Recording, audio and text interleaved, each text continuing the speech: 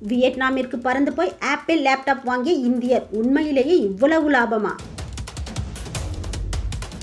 இந்தியர்களுக்கு எதையுமே பேரம் பேசி வாங்கினால்தான் மனசு நிறையும். ஆனால் சில பொருட்களை பேரம் பேசி வாங்க முடியாது. அப்படிப்பட்டவற்றை ஆஃபர்கள் அல்லது வேறு வழிகளில் குறைவான விலைக்கு வாங்க பார்ப்பார்கள். அதில் ஐபோன், ஆப்பிள் லேப்டாப் போன்ற பொருட்கள் முக்கியமானது. பலரும் துபாய் போன்ற வளைகுடா நாடுகளில் இருந்து வரும் தங்களது நண்பர்கள், சொந்தக்காரர்களிடம் ஐபோன் வாங்கி வர சொல்வது வழக்கம். ஆனால் இந்தியாவைச் சேர்ந்த ஒரு நபரோ மேக்புக் ப்ரோ M4 14ஐ சீப்பாக வாங்குவதற்காக வியட்நாம் வரை பறந்து சென்றுள்ளார். ஆப்பிள் லேப்டாப் வாங்க முடிவெடுத்த அவர் வியட்நாமிற்கு ஒரு சின்ன சுற்றுலா புறப்பட்டு சென்றுள்ளார். இது குறித்து சோசியல் மீடியாவில் பதிவிட்டுள்ள அவர், நீங்கள் இந்தியாவில் 2 லட்சத்திற்கும் அதிகமான மதிப்புள்ள மேக்புக் அல்லது ஐபோனை வாங்க திட்டமிட்டிருந்தால் வியட்நாம் போய் வாங்கலாம்.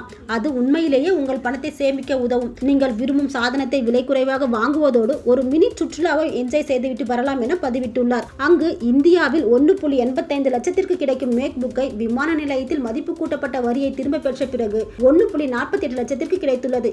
இதன் மூலம் தான் 36,500 ரூபாய் மிச்சப்படுத்திய தெரிவித்துள்ள அவர், அதிலிருந்து வெறும் 12,000 மட்டும் செலவிட்டு 11 நாட்கள் வியட்நாமை சுற்றி பார்த்துள்ளார். வியட்நாமிற்கு போக வர விமான டிக்கெட்டிற்கு 19,000, விசா பெற 2,210, சுற்றி பார்க்க 4,000, 11 இரவுகள் வியட்நாமில் தங்க 4,000, சாப்பாட்டு செலவிற்காக 5,000 என கிட்டத்தட்ட 40,000 செலவிட்டுள்ளார். மேக் புக்கை 1,48,000 ரூபாய்க்கு வாங்கியுள்ளார். ஆக மொத்தமாக அவருக்கு 1,88,000 செலவாகியுள்ளது.